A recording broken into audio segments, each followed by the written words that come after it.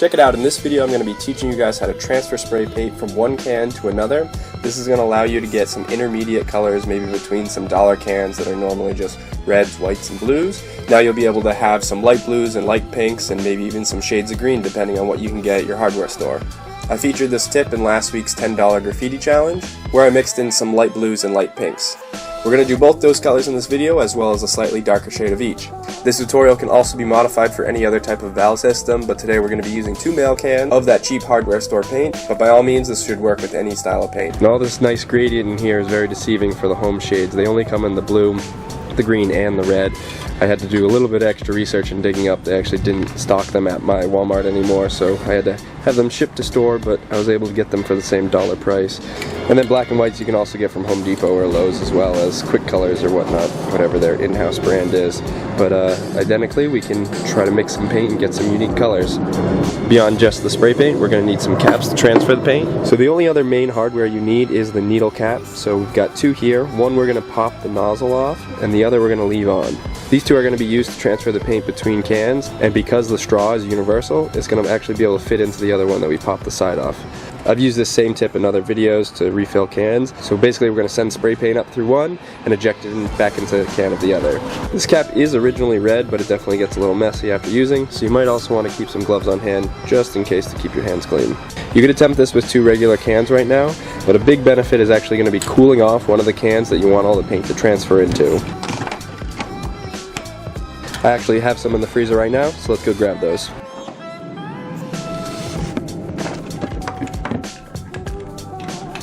So you can already see I've got some frost buildup on the edge here, so good note on that. Now really you're not going to want to leave them in there more than 20 minutes or so, and they're going to get nice and cold. Basically what we're doing with putting them in the freezer is we're lowering the pressure contents inside. So that's going to allow the paint to more easily flow out of the full can, being that it's higher pressure, and it's just going to simply drip into the other. So we've got a full can of gloss white here, and we've got a second can of gloss white pretty empty. I used this in the last video to make my pink, so maybe we'll refill some more red in there and get a darker pink. So back to it, let's get some gloves on. Remove both caps and then put the needle cap on top. We're going to keep the warm can on the bottom and reverse the can that's been in the freezer. And now you're probably going to have to spin this on quite a bit to get a nice tight seal on there. The first can you can thread it on as needed, but the second one, since you don't have as much room under there, you're going to want to kind of spin it on and make sure you have a nice tight seal. I'm just going to tilt this slightly so you get a better angle on it. So we're going to start with expelling the paint from the warm can and into the cold can. So we'll press that nozzle down first and then actuate the cold can. Now if you listen closely, you're actually going to be able to hear the paint going up the internal straw of the top can and then dripping into the full reservoir. There's 2 ways that the paint actually won't transfer. The first being that you're going to have a leak on one of the caps. This more often comes from the unloading can, so in this case we're going to see some blue splat out from the bottom can. The second way we're not going to see any paint transfer is if the pressures between the 2 cans is pretty much equal. There's not going to be enough force to move paint between either of the cans. And in that case it's just going to be pretty quiet between both caps even after they've been depressed. Definitely have a little bit of mess on your hands, but the can that has the new paint added will be a little bit heavier, and you can actually tell that there's been some paint added to it. You definitely want to give this a good shake because all the paint inside is not going to be totally mixed as just dropping in there. So shake that up and then give it a quick spray out so the stuff's trapped inside the drip stick is actually going to be expelled. It'll probably end up being the whole blue in this case. There's no perfect recipe for mixing the blue into the white. You're going to get a little gradient of however much the pressure difference is, as well as how much original paint you have in there. So experiment, try to get something close, and you're going to end up with a nice light blue. And if it's not light enough, be sure to just add a little bit more. So now that I've finished with the main concept of the tutorial, I want to touch on the pressure and temperature relationship that I mentioned earlier. So bear with me here without having to go through an entire science class. The pressure in a system, much like a spray can be illustrated with the ideal gas law. In the ideal gas law, it states that the pressure multiplied by the volume is equal to the number of moles of gas multiplied by the ideal gas constant and then the temperature of the system. For a closed system, we can combine the volume, the number of moles, and the ideal gas constant all into one variable. All 3 of these are going to be totally constant throughout this entire problem. If we then look at it, the pressure is going to be equal to those 3 constants combined multiplied by the temperature. So if you were to increase the pressure on the left-hand side of the equation, the temperature would then follow and increase on the right-hand side of the equation. So by placing the spray paint in the freezer, we're going to drop that temperature down, and thus it's going to drop the pressure down. Now, it's really commonplace to have spray paints claimed to be very low pressure, and that's really a relative term as there's no one standard pressure that spray paints correlate to. But in theory, having a lower pressure means that the paint's going to come out slower and ideally be easier to handle. You may have also seen artists before icing their cans while they paint on maybe a hot day or just in general. By placing your cans in a bucket of ice, even if you're not transferring paint to and from other cans, it's going to actually drop the pressure down and they're going to be a little bit easier to handle.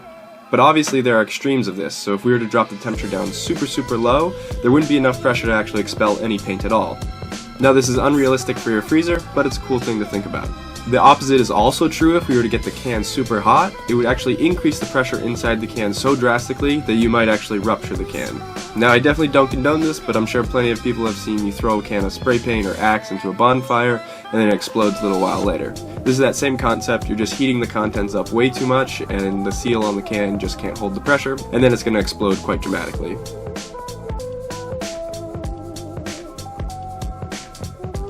It'll also be pretty helpful to use newer cans as they're going to be the most pressurized as far as the one that's going to be expelling the paint. So I've got a fresh red here and we're going to mix it into a pink that I made the other day. Once again, starting with a hot can, going into the cold can.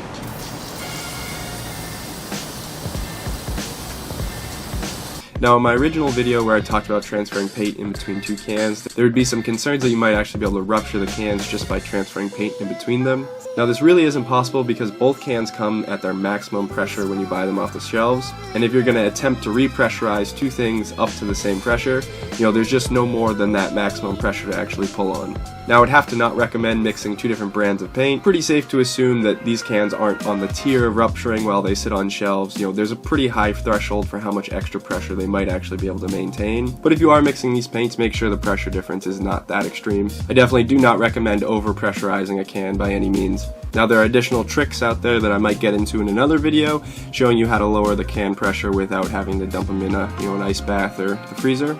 But it's not that crazy of a concept, so if you think about the propellant used and whatnot, maybe you can get down to the conclusion by yourself.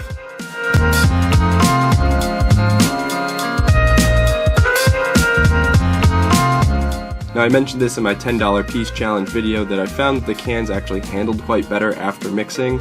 This is also true with the piece I worked on today. You're losing a little bit of the propellant when you do mix the cans, so you're able to actually maintain a little bit lower of a pressure when you are painting on the wall.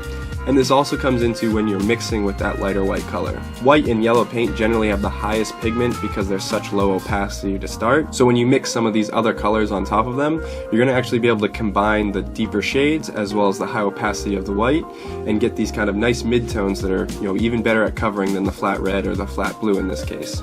And definitely don't knock trying these cans out with some other caps. They work great with some NY Fats and whatnot, and although they might not have perfect coverage in a full painting setting, some quick tags and whatnot seem to hold up just fine. So your recipe for mixing the ratio of paint is going to be kind of up in the air if you want to time how much you put in there, or maybe weigh the can before and after to see how much paint was transferred.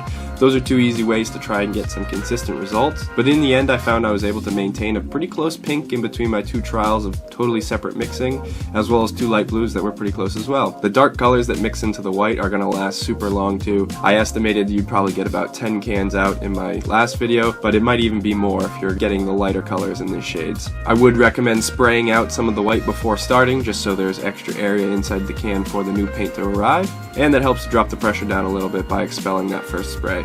If you caught it at the beginning of the video, I actually filled in the letter S before mixing in any colors to those full cans, so I'd say I brought it down to maybe 80% full before throwing the other colors in, and then I maybe refilled it another 10%. Well, I hope you enjoyed this tutorial and little piece combination, and for anybody on a budget, I used 3 colors here and got some crazy intermediate colors in between all of them. But nothing's also holding you back from mixing some of the reds and blues together and maybe seeing what those color combinations come out with. I know ColorPlace also offers a primer gray and a dark green, so there's even more range in those two areas as well. So if you thought this video was helpful or enjoyed the piece I made, be sure to spray that like button. It helps to show the YouTube gods that this video is interacting and you got a little bit out of it. So then it might land on somebody else's page that'll also like it. If you want to see some more of my content, also consider joining the crew by subscribing. I post weekly videos like this, or last week's where I did a $10 graffiti challenge using some of these same techniques. I have tons of product reviews and other how-to tutorials on my channel, so be sure to check out those playlists on screen right now. Thank you for sticking out till the end of the video. That's going to do it for me, guys. Peace.